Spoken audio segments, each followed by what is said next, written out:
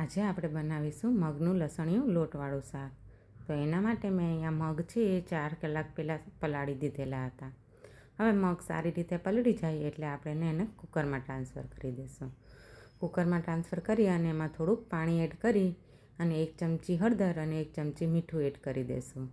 અને કુકરનું ઢાંકણ ઢાંકી અને એને બંધ કરી દઈશું. અને કુકરને આપણે ગેસ ઉપર ચડાવી અને 2 સીટી વગાડી લેશું. 2થી વધારે સીટી વગાડશું તો મગ વધારે બફાઈ જશે. એટલે 2 સીટીમાં મગ છે એ એકદમ છૂટા અને સારી રીતે બફાઈ જશે. પછી આપણે લસણની ચટણી બનાવી લેશું. તો એના માટે મેં અહીંયા 5થી 7 કળી લસણની લીધેલી છે મોટી. એમાં આપણે મીઠું એડ કરીશું એટલે લસણ છે એ સારી રીતે ખંડાઈ જાય. હવે સારી રીતે ખંડાઈ જાય પછી આપણે એમાં મરચું પાવડર એડ કરી દઈશું. અને બધાને સારી રીતે મિક્સ કરી અને લસણની ચટણી બનાવી લેશું. જો તમે કાઠિયાવાડી સબ્જી ખાધેલી હોય તો કાઠિયાવાડની બધી સબ્જીમાં મોસ્ટ ઓફ લસણવાળી ચટણીનો યુઝ તો થાય જ. લસણવાળી ચટણી વગર તો શાક બને જ નહીં. પછી દહીં તીખારી હોય કે લસણિયું શાક હોય કે લસણની ચટણી હોય. પછી આપણે ચણાનો ઘોલ બનાવી લઈશું. તો એના માટે 1 ચમચી ચણાનો લોટ અને 2 ચમચી પાણી એડ કરી અને સરખું મિક્સ કરી લઈશું. અને એનો ઘોલ બનાવી લઈશું. એકદમ પતલો બી નહીં અને એકદમ જાડો બી નહીં, આપણે એવો ઘોલ બનાવી લઈશું. જો આ ઘોલ છે તમે બધા શાકમાં યુઝ કરી શકો. ચણાનું શાક બી બનાવવું હોય તો એમાં બી યુઝ કરી શકો. અને બીજા કોઈ શાકમાં બી એડ કરવું હોય તો તમે કરી શકો. એના લીધે આનો રસાનો છે ભાગ એ થોડો થીક બની જશે. હવે મગ બફાઈ જાય એટલે આપણે ચેક કરી લેશું. મગ છે એનો એક દાણો છૂટો હોવો જોઈએ તો જ મગનું શાક છે એ સારું લાગે. મગ સારી રીતે બફાઈ જાય પછી આપણે એક કડાઈમાં તેલ ગરમ કરવા માટે મૂકી દઈશું. તો મેં અહીંયા 2થી 3 ચમચી તેલ લીધેલું છે અને 1 ચમચી એમાં રાઈ એડ કરી દઈશું. હવે રાઈ કકળી જાય એટલે આપણે એમાં જીરું 1 ચમચી એડ કરી દઈશું અને અડધી ચમચી હિંગ એડ કરી દઈશું.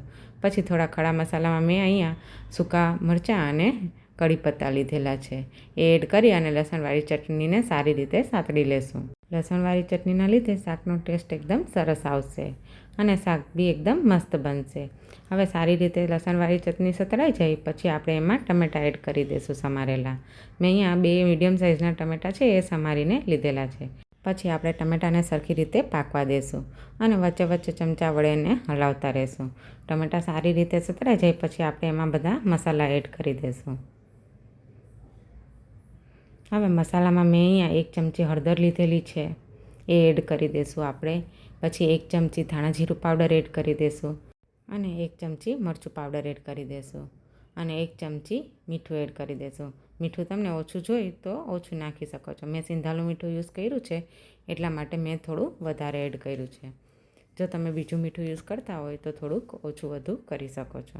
બધું સારી રીતે સતળાઈ જાય એટલે પછી આપણે એમાં બાફેલા મગ છે એ એડ કરી દઈશું અને પછી એને સારી રીતે પાકવા દઈશું.